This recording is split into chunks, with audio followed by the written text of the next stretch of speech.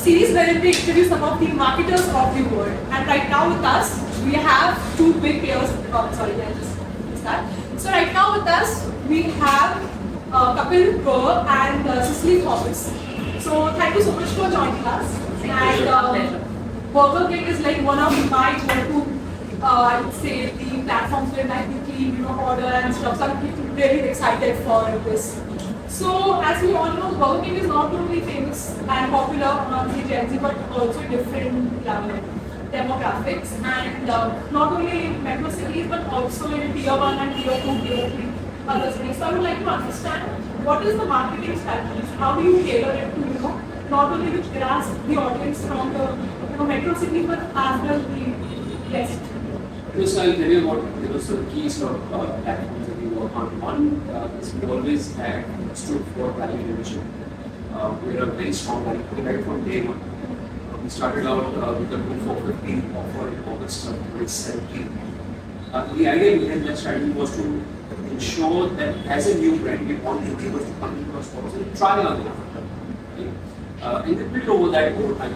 We had this common menu years ago, the pastry meals at 99, and again for 79 is running right now as a campaign. And this ensures that we have consumers coming to our restaurants, whether it's a tier 1, tier 2. Indian consumers at large, always see great value in money spent, right? That's an inherent cultural insight, not just a marketing insight. So we ensure that our products are always great value for money.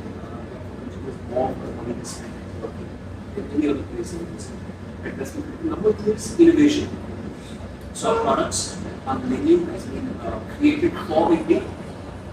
We did the largest consumer study ever done of the industry with house brand in India. Over 4,500 consumers surveyed was made to taste multiple versions of our food before the menu was set. Right? And over the years, we can build menu, whether it is the Whopper, the tandoori chicken burger, the makhani burger, we have tacos in the menu, we have café. So we built the menu over time. The other piece is that in tier 2 cities, there's always demand, there's always a need for good branded experiences. Great quality product, trusted brands to come and offer consumers.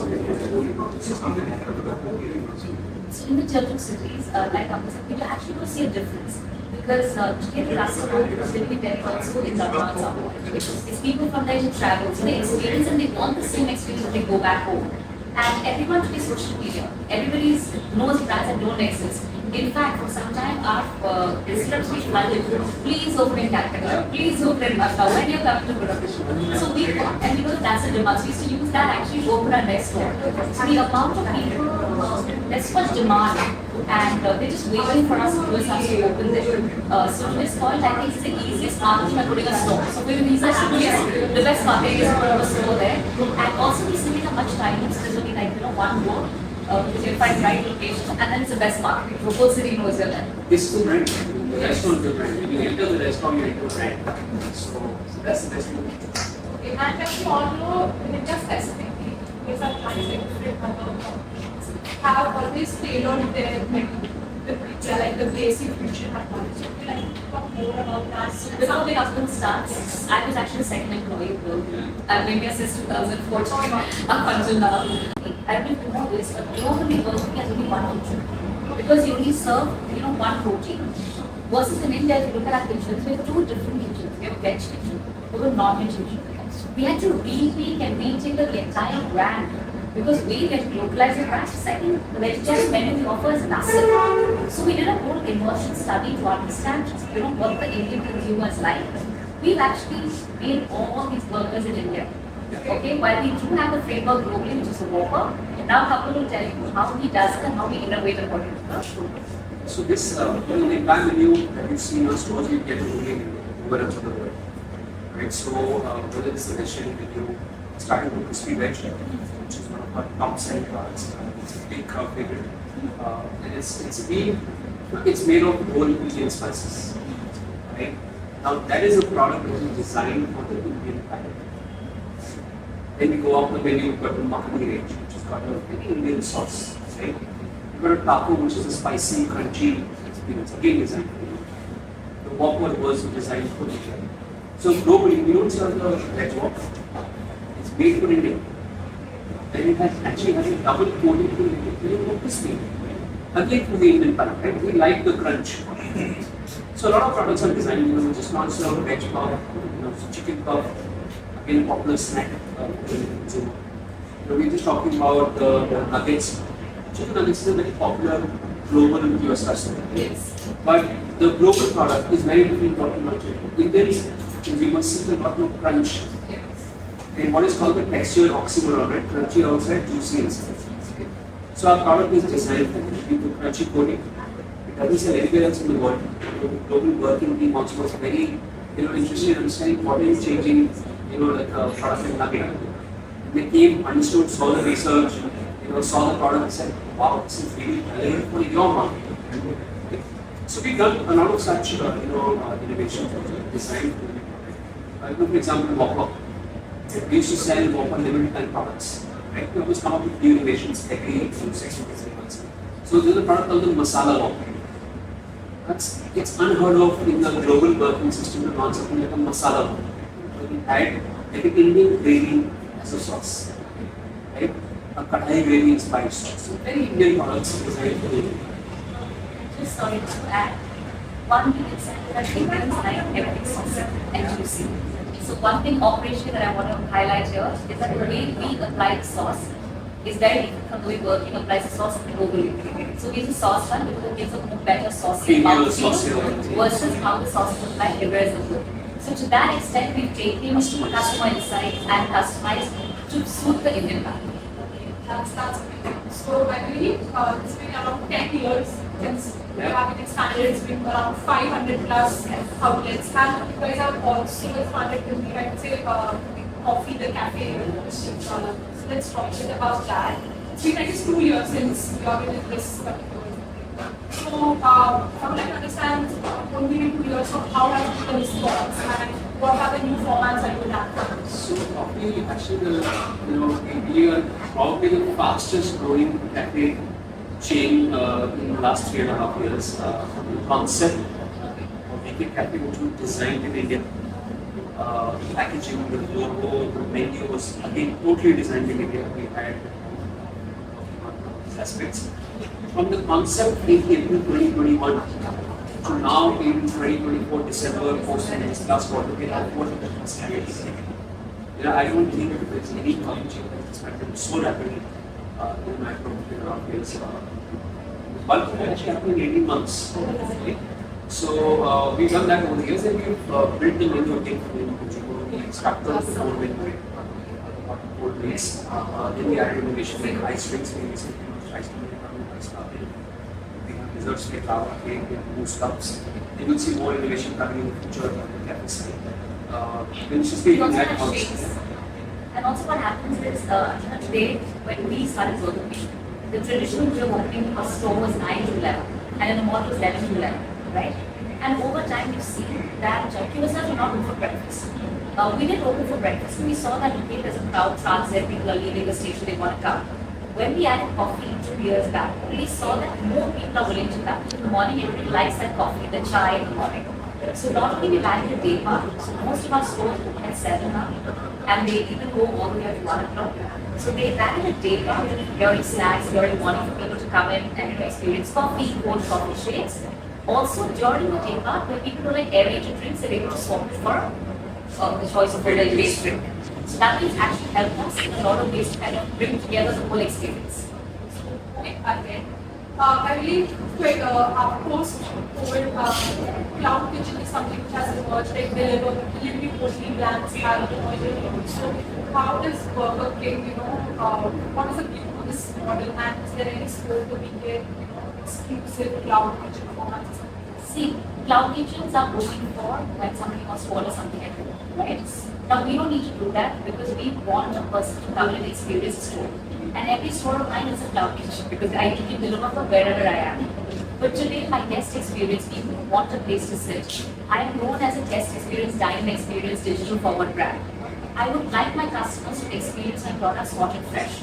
So cloud kitchen for me is anyway a part of my overall store experience. So we want to focus on the growth of building more stores, expanding and letting every customer experience the brand in its totality. So we don't need to stick to just one part of the model when we can go all over it.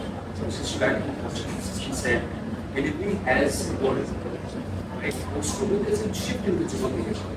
A lot of people are now sitting at convenience at stores.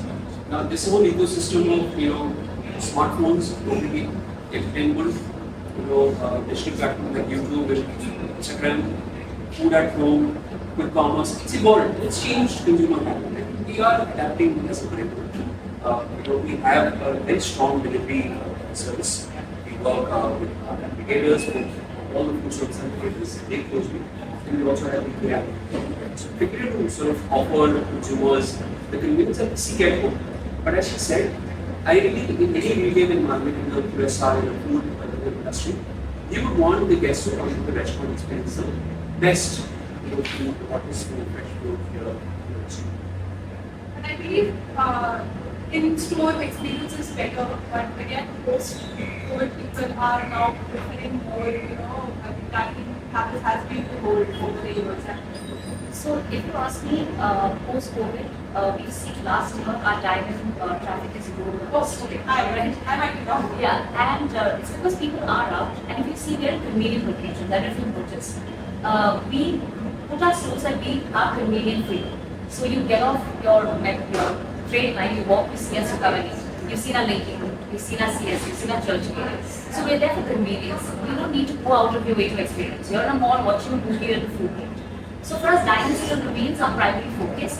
But we do want to offer you, part of the experience as well. We have both. But if you ask me, dine-in is not going anywhere. People are loving the experience. I just want to understand what is the ratio? Are people more preferring, Dine-in still remains the larger channel. Remains the larger channel. When you heard us now, what we call the results that we've grown dine-in traffic.